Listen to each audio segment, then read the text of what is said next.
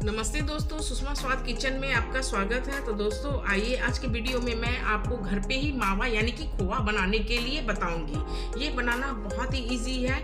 आप घर पे खोवा बना करके आप लड्डू, पेड़ा, अपने मन चाहे मिठाई कुछ भी बना सकते हैं। तो आइए इसकी रेसिपी मैं आपको दिखाती हूँ। तो देखिए, मावा बनाने के लिए सबसे पहले आपको ध्यान देनी होगी कढ़ाई पर। तो आप जो भी कढ़ाई लें, मोटे तलवे की कढ़ाई लें। अगर मोटे तलवे की कढ़ाई, अगर आयरन की कढ़ाई आपके पास है तो बहुत अच्छी बात है, तो आयरन के कढ़ाई में ही बनाइए। क्योंकि देखिए, हलवाई लोग आयरन की कढ़ाई में ही मावा बनाती है तो उन लोग को मावा बहुत अच्छी बनती है। तो आपके पास अगर आयरन की कढ़ाई है तो आयरन की कढ़ाई में मावा बना सकते हैं। अगर आयरन की कढ़ाई नहीं है आपके पास तो कोई बात नहीं, आप कोई भी बर्तन लें, वो मोटे तलवे की बर्तन होनी चाहिए जिससे कि आपकी दूध इसके तले में ना जले।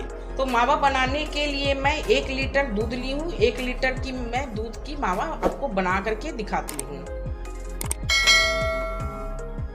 तो आप कढ़ाई में दूध डाल करके इसे हाई फ्लेम पर पहले गर्म कर लीजिए, और गर्म करने के बाद आप दूध को बिल्कुल इसी तरह से चलाते हुए, आप बल्कि कि 1-2 मिनट बाद रुक रुक कर भी चला सकते हैं। तो इसी तरह चलाते हुए आप दूध को सुखा लीजिएगा।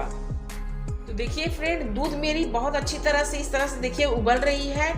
और जब आपकी दूध इस तरह से उबलने लगे तो आप हाई फ्लेम पर ही इस दूध को इसी तरह उबालते हुए आधा कर लीजिए। और आधा करने के बाद जब दूध आपकी आधी हो जाती है तो आप गैस के फ्लेम बिल्कुल मीडियम कर लीजिए, और मीडियम फ्लेम पर चलाते हुए दूध को सुखाइए।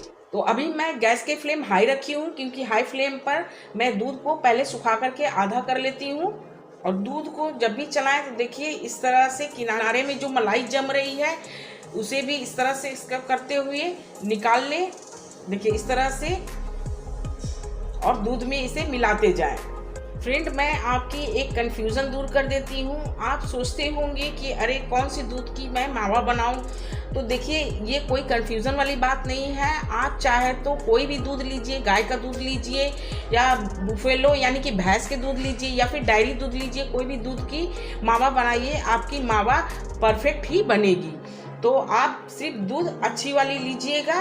भैंस के अगर दूध ले रहे हैं तो भैंस का दूध भी गाढ़ी होनी चाहिए और क्रीम फुल दूध होनी चाहिए, तो आपकी मावा बहुत अच्छी बनेगी। या गाय का दूध लीजिए या डेयरी दूध लीजिए, जो भी लीजिएगा तो क्रीम फुल दूध ही लीजिएगा, उसकी मावा बहुत ही अच्छी बनती है। तो देखिए मेरी दूध आधी सूख चुकी है, और इस तरह से देखिए कितनी गाढ़ी गाढ़ी मलाई भी जमने लगी है। आपको देखिए कढ़ाई में इस तरह से मलाई जम रही है। तो आप इसे स्पैचुला से इस तरह से निकाल लीजिए, और निकाल करके दूध में मिला दीजिए इस तरह से देखिए।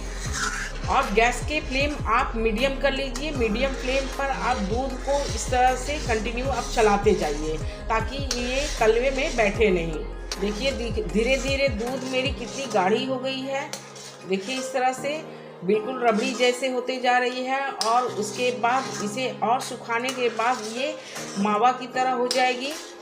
इसे मीडियम फ्लेम पर इस तरह से चलाते हुए सुखाइए, इसे छोड़िएगा नहीं चलाने के लिए।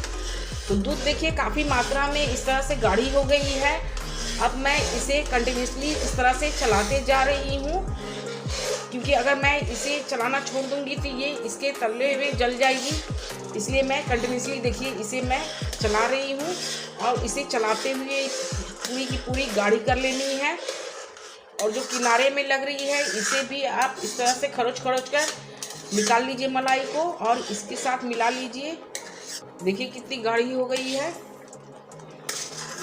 अब मैं गैस के फ्लेम बिल्कुल स्लो करके मैं इसे चला रही हूँ। और देखिए जब सूख जाती है दूध तो इस तरह से बुलबुले जैसी छींटे आने लगती है, तो आप अपने हाथ को बचा करके ही काम कीजिएगा। देखिए दूध काफ़ी मात्रा में गाढ़ी हो गई है, इसे और थोड़ी से और सुखानी है। देखिए मेरी मावा बन करके बिल्कुल रेडी है। देखिए कितनी अच्छी मावा बनी है। अभी हल्की सी ये पतली लग रही है, पर मैं इसे ठंडा होने के लिए छोड़ दूंगी तो ये गाढ़ी हो जाएगी। तो देखिए मेरी मावा बन करके कंप्लीट है। अब मैं गैस को ऑफ कर देती हूँ और इसे कुछ देर के लिए ठंडा होने के लिए छोड़ देती हूँ। ठंडा होने के बाद ये और भी गाढ़ी हो जाती है। देखिए जब आपकी दूध इस तरह से सूख करके बिल्कुल इस तरह की हो जाए तभी आप गैस को ऑफ कीजिएगा।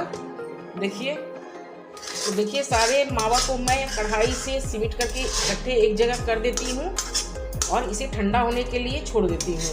ठंडा हो जाएगी तो मैं आपको दिखाऊंगी कि ये और भी गाढ़ी हो गई है।